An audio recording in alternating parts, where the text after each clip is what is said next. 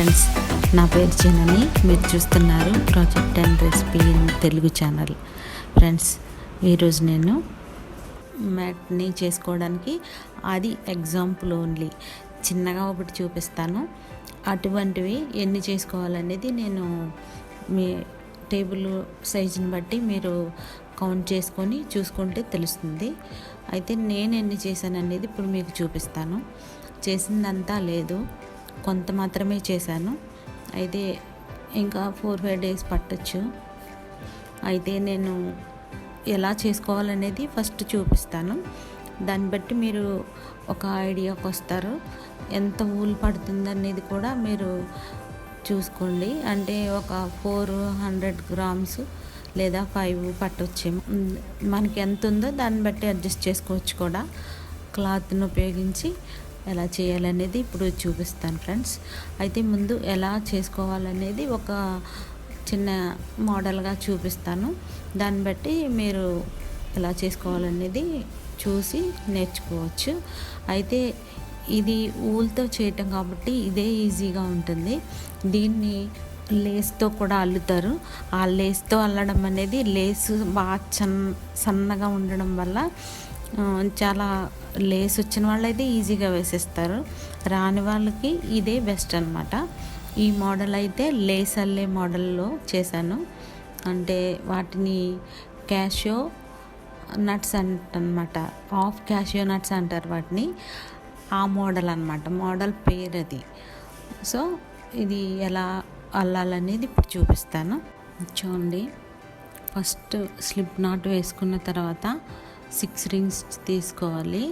ఆ 6 రింగ్స్ని ఫస్ట్ రింగ్లో ముడిలా వేసుకుంటే ఒక రౌండ్గా వస్తుంది. ఆ రౌండ్గా వచ్చిన దాంట్లో నేను ఇంతకుముందు చూపించిన వీడియోలో చూసారు, అలా రింగ్లా వేసుకోవాలి. అలా వేసుకున్న తర్వాత అలా మధ్యలోంచి సూదిని పోనిచ్చి ఊల్ని ఒక ముడిలా వేసుకుంటూ వెళ్ళాలన్నమాట. అలా లోపల నుంచి సూదిని పోనిచ్చి ఊల్ని అలా తీసుకొని చూడండి, ఆ 2 హోల్స్లోంచి లాగాలి.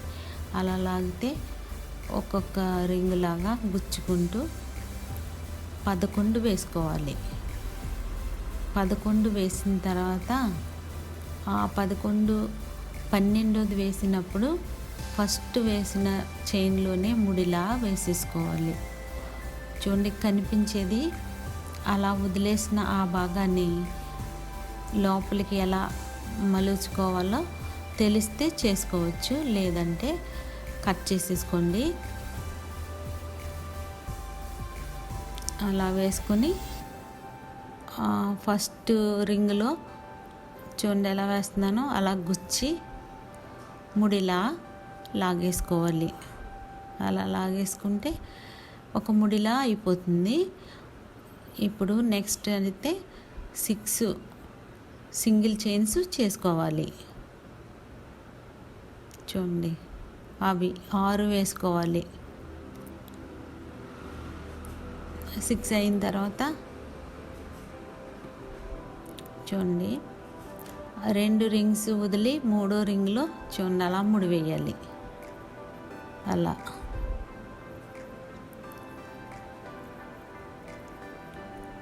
మళ్ళీ 6 చేసుకోవాలి.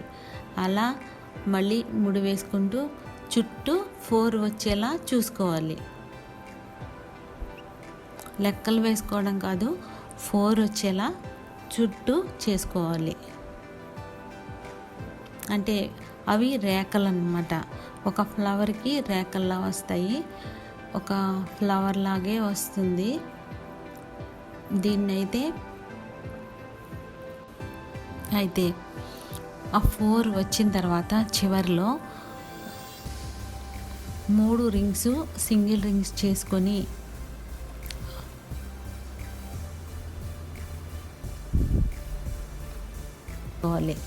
ప్రక్క రింగ్లో 8 డబుల్ క్రోషేలు చేసుకోవాలి. అర్థమైంది కదా? స్టార్ట్ చేసినప్పుడు 3 రింగ్స్ని సింగిల్ రింగ్స్ తీసుకొని సూదిపై నుంచి ఊలుని తీసుకొని వాటిని 8 డబుల్ క్రోషేలు ఒక్కొక్క రేఖలోనూ 8 చేసుకోవాలి. 8 చేసుకున్న తర్వాత 2 రింగ్స్ ఎక్స్ట్రా చేసుకొని మళ్ళీ ప్రక్కనున్న దాంట్లో మళ్ళీ డబుల్ క్రోషేలో 8 చేసుకోవాలి. చూడండి 8 అయిన తర్వాత 7 అయింది. 8 రింగ్ వేస్తున్నాను చూడండి. అలా వేసిన తర్వాత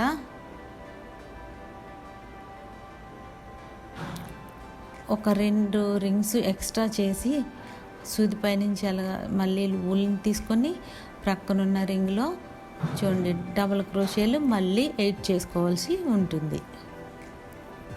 అలా రౌండ్ వచ్చేయాలన్నమాట. మనం మళ్ళీ ఫస్ట్ 3 సింగిల్ చైన్స్ చేసుకున్న రింగ్ వరకు ఇలా చేసుకుంటూ రావాలి అన్నమాట. ఒక్కొక్క రింగులోనూ 8 డబుల్ క్రోషేలు రావాలి. చూడండి అలా 8 వచ్చేసిన తర్వాత 8 డబుల్ క్రోషే చేసిన తర్వాత 2 రింగ్స్ ఎక్స్ట్రా చేసుకొని చూడండి అలా మళ్ళీ ఈ ప్రక్క దాంట్లోకి సూది పైనుంచి ఊల్ని పోనిచ్చి మళ్ళీ డబుల్ క్రోషే చేసుకోవాలి. ఇంక ముడి వేసుకునే అవసరం అయితే ఇక్కడ ఉండదన్నమాట. ఫస్ట్లోనే 4వ రింగ్ చేసినప్పుడు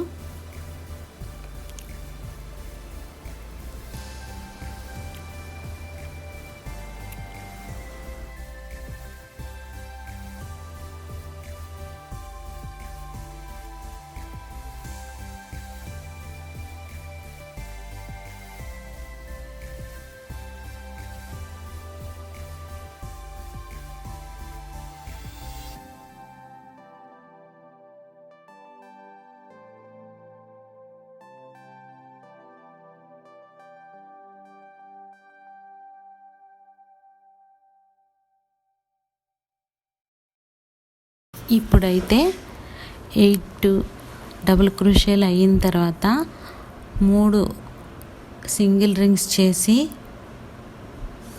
ప్రక్కనున్న ఫస్ట్ వేసుకున్న రింగ్లో ఎలా ముడి వేస్తానో చూడండి. ముడి వేసిన తర్వాత మళ్ళీ 3 సింగిల్ రింగ్స్ తీసుకొని ప్రక్కనున్న 8 డబుల్ క్రోషేలో ఒక చైన్ వదిలి తర్వాత చైన్ నుంచి గుచ్చుకుంటూ వెయ్యాలి. అలా ఆ రౌండ్ అంతా వేసిన తర్వాత సేమ్ అదే రీతిలో నెక్స్ట్ రౌండ్ కూడా చేసుకోవాలి.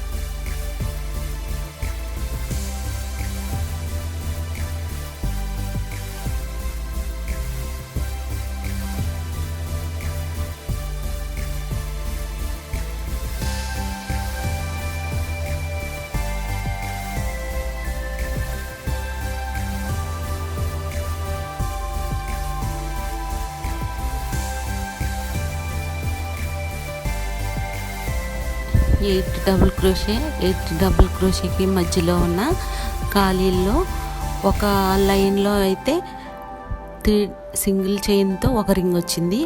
నెక్స్ట్ లైన్లో 3 సింగిల్ రింగ్స్తో 2 రింగ్స్ వచ్చినాయి. తర్వాత లైన్లో 3 వస్తాయి. చూడండి, ఇప్పుడు నేను చూపించేది 3 రింగ్స్ ఎలా వస్తున్నాయో చూడండి. 3 రింగ్స్ వచ్చిన తర్వాత 8 డబుల్ క్రోషేకి మధ్యలో ఉన్న దాంట్లో ఎలా గుచ్చుతున్నాం అనేది చూసారు కాబట్టి, అలాగే ఇది కూడా ఈ లైన్ కూడా పూర్తి చేసుకొని ఇది చేసుకున్న తర్వాత ఇలా 3 వచ్చిన రింగ్స్లో మధ్య రింగ్లో 4 డబుల్ క్రోషేలు ఎలా చేస్తున్నాం అనేది చూడండి.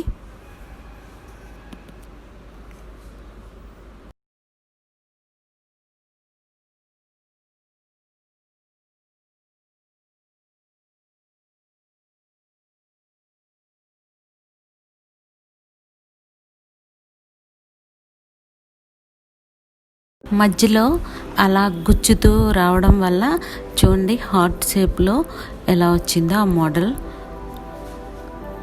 చివరికి వచ్చేటప్పటికి ఒక్కసారి మాత్రమే గుచ్చటం జరుగుతుంది. దాంతో అది పూర్తవుతుంది. అది హార్ట్ షేప్లో వస్తుందన్నమాట. అందుకే దీన్ని హాఫ్ క్యాషియో నట్ అని అంటారు. అది కొంచెం ఆ టైప్లో కనిపిస్తుందని ఆ పేరు పెట్టడం జరిగింది. దీన్ని లేస్లో అల్లు